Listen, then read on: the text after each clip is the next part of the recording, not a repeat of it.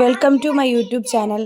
നമ്മൾ SCERT ചാപ്റ്ററുകളാണ് ഇപ്പോൾ പഠിച്ചുകൊണ്ടിരിക്കുന്നത്. അതിനകത്ത് ക്ലാസ് 7 സയൻസിലെ ചാപ്റ്റർ 6 ആണ് നമ്മൾ ഡിസ്കസ് ചെയ്യുന്നത്.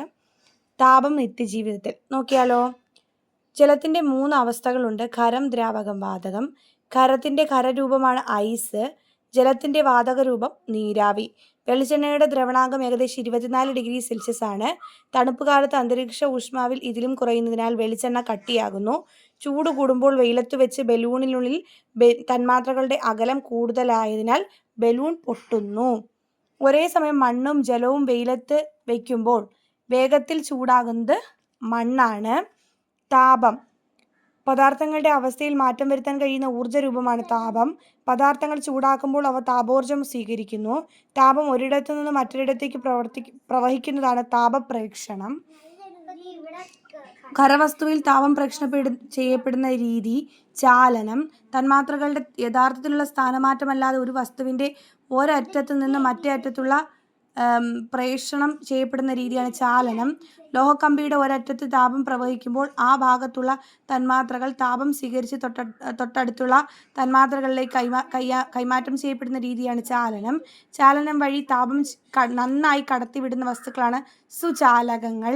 അലൂമിനിയം, ചെമ്പ്, ഇരുമ്പ്, ലോഹങ്ങളെല്ലാം തന്നെ സുചാലകങ്ങളാണ്. പാചകത്തിനുള്ള പാത്രങ്ങൾ നിർമ്മിക്കാൻ ഉപയോഗിക്കുന്ന സുചാലകങ്ങളാണ്.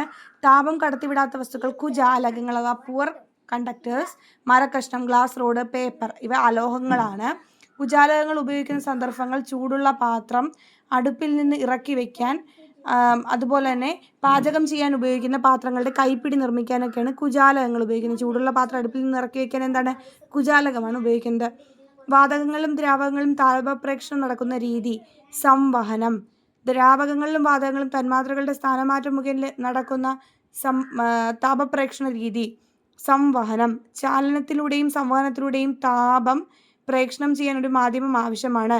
മാധ്യമത്തിൻ്റെ സഹായമില്ലാതെ താപം പ്രേഷണം ചെയ്യപ്പെടുന്ന രീതിയാണ് വികിരണം. സൗരതാപം ഭൂമിയിലെത്തുന്ന രീതി സൗരവികിരണം. സൂര്യനും ഭൂമിക്കും ഇടയിലുള്ള ശൂന്യസ്ഥലത്തിൻ്റെ വ്യാപ്തി സൂര്യനും ഭൂമി തമ്മിലുള്ള അകലം ഏതാണ്? 15 കോടി കിലോമീറ്ററാണ്. വികിരണം വഴി എല്ലാ ദിശയിലേക്കും താപം പ്രേഷണം ചെയ്യപ്പെടുന്നു. വികിരണ താപത്തെ കൂടുതൽ പ്രതിഫലിപ്പിക്കുന്നത് ആരാണ്? വെളുത്തതോ മിനുസമുള്ളതോ ആയ പ്രതലങ്ങളാണ്. വികിരണം വഴി താപം പ്രസരണം ചെയ്യപ്പെടുന്ന സന്ദർഭങ്ങൾ: പ്രകാശിച്ചുകൊണ്ടിരിക്കുന്ന ഫിലമെന്റ്. ബൾബിൽ നിന്ന് താപം താഴെ എത്തുന്നത് വികിരണം വഴി താപം പ്രസരണം ചെയ്യപ്പെടുന്ന സന്ദർഭമാണ്. ഇൻക്യുബേറ്ററിൽ മുട്ട വിരിയുന്നത്. തീ കായുമ്പോൾ നമുക്ക് താപം ലഭിക്കുന്നത്. ഇതൊക്കെ വികിരണമാണ്. താപനഷ്ടം കുറയ്ക്കാൻ സാധാരണ ഉപയോഗിക്കുന്ന ഉപകരണങ്ങൾ: കാസറോൾ, അതുപോലെ തെർമോ ഫ്ലാസ്ക്, ചൂടാറാപ്പെട്ടി, ഐസ് പെട്ടി. ഏകദേശം വെന്ത അരി വെള്ളത്തോടെ ഇറക്കി വെച്ച് അരി വേവിക്കാനുള്ള ഇന്ധന ചെലവ് പകുതിയോളം കുറയ്ക്കാൻ ഉപയോഗിക്കുന്ന ഉപകരണമാണ് ചൂടാറാപ്പെട്ടി. ചൂടാറാപ്പെട്ടിയിൽ ഉപയോഗിക്കുന്ന തെർമോകോൾ കുചാലകമായതിനാൽ ചാലകം വഴിയുള്ള താപനഷ്ടം കുറയുന്നു. താപത്തിന്റെ അളവിനെ സൂചിപ്പിക്കുന്ന പദം താപനില. താപനില യൂണിറ്റുകൾ °C, °F, കെൽവിൻ. സങ്കോചിക്കാനും വികസിക്കാനുമുള്ള ദ്രാവകങ്ങളുടെ കഴിവ് പ്രയോജനപ്പെടുത്തി പ്രവർത്തിക്കുന്ന ഉപകരണമാണ് laboratory thermometer and clinical thermometer.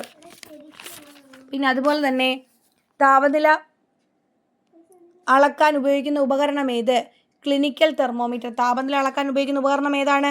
Clinical thermometer.